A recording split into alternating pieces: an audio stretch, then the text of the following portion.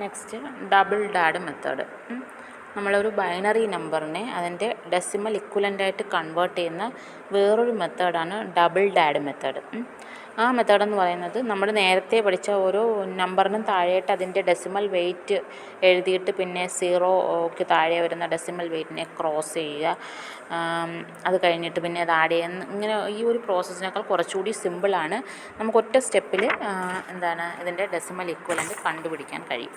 അപ്പോൾ ഈ മെത്തേഡിൽ നമ്മളെങ്ങനെയാണ് ഡെസിമൽ ഇക്വലൻ്റ് കണ്ടുപിടിക്കുന്നതെന്ന് നോക്കാം.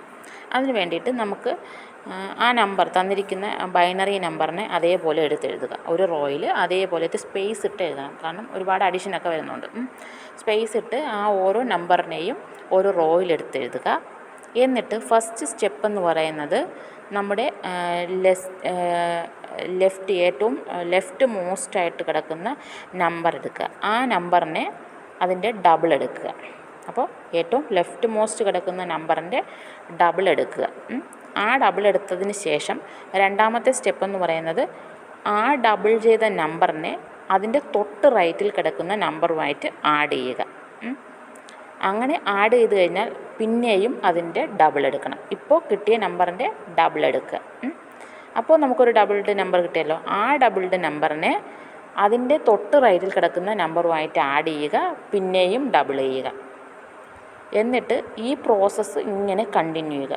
ഫസ്റ്റ് ഏറ്റവും മോസ്റ്റ് സിഗ്നിഫിക്കൻറ്റ് ബിറ്റായ ലെഫ്റ്റ് മോസ്റ്റ് നമ്പറിനെ ആദ്യം ഡബിൾ ചെയ്യുക.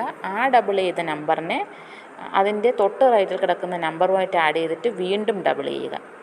ആ ഡബിൾ ചെയ്ത നമ്പറിൻ്റെ കൂടെ അതിൻ്റെ റൈറ്റിൽ കിടക്കുന്ന നമ്പറുമായിട്ട് ആഡ് ചെയ്തിട്ട് അതിനെ വീണ്ടും ഡബിൾ ചെയ്യുക. പിന്നെയും അതിൻ്റെ റൈറ്റിൽ കിടക്കുന്ന നമ്പറുമായിട്ട് ആഡ് ചെയ്തിട്ട് വീണ്ടും ഡബിൾ ചെയ്യുക. ഇങ്ങനെ ഈ പ്രോസസ്സ് ഏതുവരെ കണ്ടിന്യൂ ചെയ്യണം എന്ന് വെച്ചാൽ ഏറ്റവും റൈറ്റിൽ കിടക്കുന്ന നമ്പറും കൂടി ആ ഡബിൾ ചെയ്ത നമ്പറുമായിട്ട് ആഡ് ചെയ്യുന്നത് വരെ കണ്ടിന്യൂ ചെയ്യുക. അങ്ങനെ കണ്ടിന്യൂ ചെയ്യുമ്പോൾ നമുക്ക് എന്ത് കിട്ടും? നമുക്ക് ആ ഒരു ബൈനറി നമ്പറിൻ്റെ ഈക്വലൻ്റ് ഡെസിമൽ കിട്ടും. ഓക്കെ, ഇതാണ് പ്രോസസ്സ്. ഒന്നുകൂടി പറയാം. നമ്മുടെ ഗിവൺ നമ്പറിനെ അതേപോലെ സ്പേസ് ഇട്ട് എടുത്തെഴുതുക. സ്പേസ് ഇട്ട് എടുത്തെഴുതിയതിന് ശേഷം മോസ്റ്റ് സിഗ്നിഫിക്കൻറ്റ് ബിറ്റ്, അതായത് ലെഫ്റ്റ് മോസ്റ്റ് കിടക്കുന്ന നമ്പറിൻ്റെ ഡബിൾ എടുക്കുക. ആ ഡബിൾ ചെയ്ത നമ്പറിൻ്റെ കൂടെ അതിൻ്റെ തൊട്ട് റൈറ്റിൽ കിടക്കുന്ന നമ്പർ ആഡ് ചെയ്യുക. ആഡ് ചെയ്തതിന് ശേഷം അതിന് പിന്നെയും ഡബിൾ ചെയ്യുക. ഡബിൾ ചെയ്തതിന് ശേഷം അതിൻ്റെ റൈറ്റിൽ കിടക്കുന്ന നമ്പറിനെ ഈ ഡബിൾ ചെയ്ത നമ്പറുമായിട്ട് ആഡ് ചെയ്യുക. എന്നിട്ട് വീണ്ടും ഡബിൾ ചെയ്യുക. എന്നിട്ട് പിന്നെയും അതിൻ്റെ റൈറ്റിൽ കിടക്കുന്ന നമ്പറുമായിട്ട് ആഡ് ചെയ്യുക, ഡബിൾ ചെയ്യുക. ഇങ്ങനെ ഡബിൾ ചെയ്യുകയും ആഡ് ചെയ്യുകയും ചെയ്യുന്ന പ്രോസസ്സ് കണ്ടിന്യൂ ചെയ്യണം. ഏതുവരെ?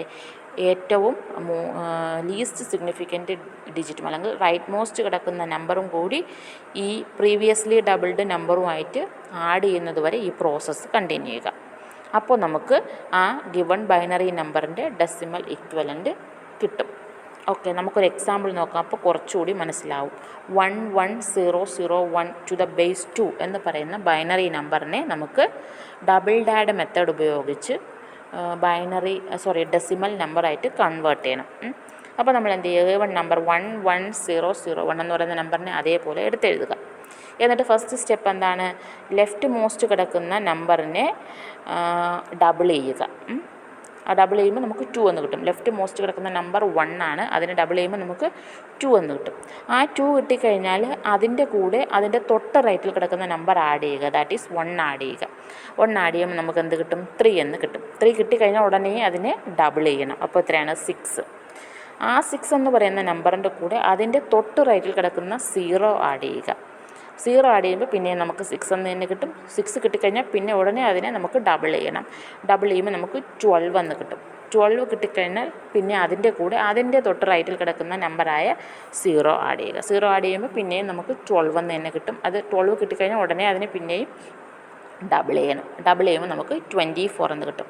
24 കിട്ടിക്കഴിഞ്ഞാൽ പിന്നെ നമുക്ക് അതിൻ്റെ തൊട്ട് റൈറ്റിൽ കിടക്കുന്ന ഏറ്റവും റൈറ്റ് മോസ്റ്റ് കിടക്കുന്ന നമ്പറായ 1 കൂടി ആഡ് ചെയ്യുക. അപ്പോൾ 24ൻ്റെ 1 കൂട്ടുമ്പോൾ 25. പിന്നെ നമുക്ക് ഡബിൾ ചെയ്യേണ്ട ആവശ്യമില്ല, കാരണം പിന്നെ അതിൻ്റെ റൈറ്റിൽ വേറെ നമ്പറൊന്നുമില്ല. അങ്ങനെ ഏറ്റവും റൈറ്റ് മോസ്റ്റ് കിടക്കുന്ന നമ്പറും കൂടി ഡബിൾഡ് നമ്പറുമായിട്ട് ആഡ് ചെയ്ത് കഴിഞ്ഞാൽ പിന്നെ ആ ഡബിളിംഗ് എന്ന് പറയുന്ന പ്രോസസ്സ് അവിടെ സ്റ്റോപ്പ് ചെയ്യുക. അപ്പോൾ ഇങ്ങനെയാണ് നമ്മൾ ഡബിൾ ഡാഡ് മെത്തേഡിൽ ഒരു ബൈനറി നമ്പറിനെ അതിൻ്റെ ഡെസിമൽ ഇക്വലൻ്റായിട്ട് കൺവേർട്ട് ചെയ്യുന്നത്. അപ്പോൾ ഇതിൻ്റെ ഡിഫറെൻറ്റ് സ്റ്റെപ്സ് നോക്കുകയാണെങ്കിൽ